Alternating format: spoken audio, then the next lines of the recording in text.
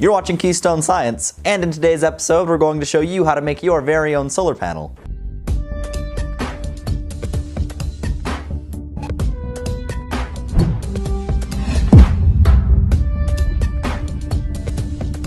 Now, a bit of a disclaimer before you guys begin. Don't expect to be powering really anything with the solar panel.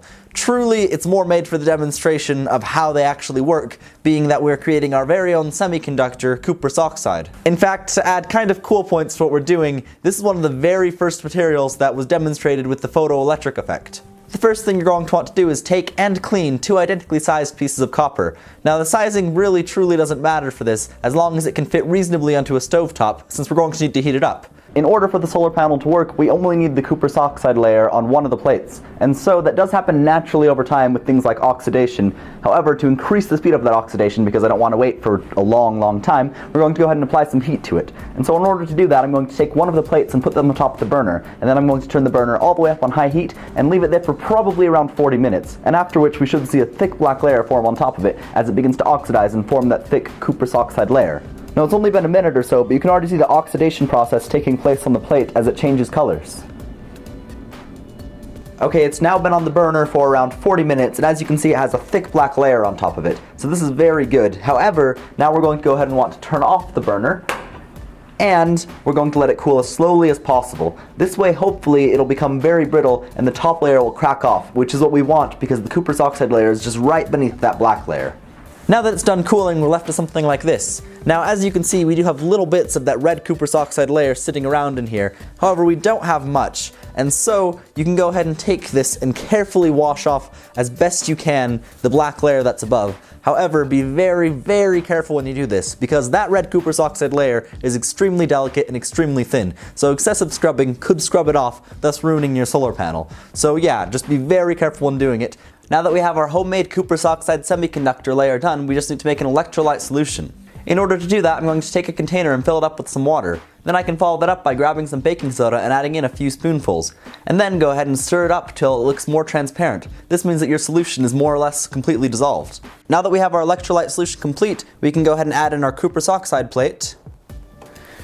And we can add in our regular copper plate on the other side.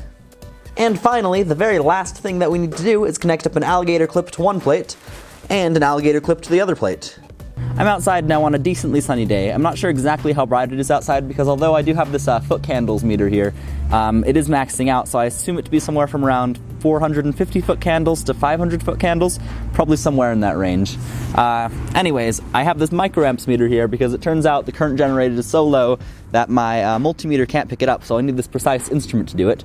And so I have this wire over here connected up to our cuprous oxide plate, and then I'm going to take this wire and connect it up to our copper plate, and that should complete the circuit.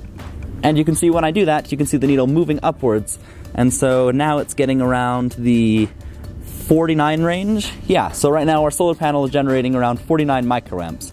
And just to show that it is happening due to a solar process, if I cover the solar plate with my shadow here, you can see that the current is dropping substantially. And then I can put that back, and you can see it rises up. So again, although this is a very small amount of energy, hey, it's working. It is generating enough current to move this needle up and down just purely by the power of the sun, and completely done by ourselves, which is pretty darn cool. Now we can compare our DIY solar panel to the numbers of something like this. This guy generates around 100 watts and has a solar absorbance rate of around 22%. That sounds like a very low percentage, but for solar panels, that's actually quite good. It's actually more average, but it's definitely eons better than the solar panel that we made. Like, a lot better. Now I should give a quick shout out. So this solar panel was donated by the company Moohoo. I'll have their link in the description. It's kind of interesting because it's very flexible and it's pretty lightweight. It probably weighs around 5 pounds. So that's a very interesting solar panel. Normally I only see them very bulky, very big, very stiff, but this guy's very interesting. On a side note, if you guys have any project ideas for a solar panel like this, let me know in the description. I'm planning on using it to build an Arduino-based solar tracker where we can move it so it always stays facing the sun, as recommended to me by one of you fellow commenters. So now that we know how to make a solar panel, let's go ahead and learn how a solar panel functions. The reason that this works is because cuprous oxide is a semiconductor. This basically means that it's in a sort of limbo state between not letting electrons flow and letting them flow freely. The atoms within a semiconductor have something known as a band gap. Basically, this is the gap that separates the atoms on the outer shells, which are able to move freely, and the atoms that are on the inner shells, which are grasped very tightly by the atom and held in place. Now, as an electron gains energy, it moves further and further away from that nucleus, and so basically it hits the point of the band gap where if it has enough energy, it'll jump over the side of the band gap and be able to move freely. Conversely, when electrons lose energy, they go further and further towards the atom's nucleus, and similarly when they hit the band gap, they either go over or they don't. Now with our semiconductor atom sitting there, all we need is a little bit of energy, and thus comes in the photon. Photons are basically like little quantized energy packets, and so when they come down and smash into the atom, the electrons absorb that energy and move up to a higher energy level. Now if this is enough to get it across the band gap, then the electrons are able to move freely into the circuit, and they travel from the copper plate into our electrolyte solution, into the other copper plate, and then go through the wire, and are now going through our multimeter, where it's enough to have a little bit of work done so that we can measure the current, although be it very small, like you saw in microamps, which is a very small unit, which I'll stress more in a moment, and then back around, returning back into the semiconductor atoms. Due to the resonance structures created by the electron orbitals around the atom, different materials are able to absorb different frequencies of light better than others. I don't really want to dive too deep into why this happens, because it kind of deals with quantum mechanics, and that would be too long for the scope of this video. And so, basically, in simple terms to think of it, think of me pulling a spring. If I were to add a force to it at the same frequency that it was going up and down at, then the force would just grow and grow and grow and grow and grow, and it would just become more and more motion. However, if I were to add something against that frequency that it's kind of oscillating at, then it would dampen it, and yeah, basically, if we can hit it at the same frequency it's resonating at, then the absorption will be that much greater. Now, of course, due to this, cuprous oxide also does have its very own absorption spectrum, so let's go ahead and take a look at that. Now, on my y-axis I have the absorption rate, while on my x-axis I have the wavelength in nanometers. And so, cuprous oxide has an absorption spectrum that kind of looks like this. Now, this high point here is 258 nanometers. Now, I did represent it with nanometers here, but since I was using frequency before, in case you don't know, frequency is simply equal to the speed of light divided by the wavelength. Now, if you're using this formula, the wavelength that we're going to use is going to be 258 times 10 to the negative 9th.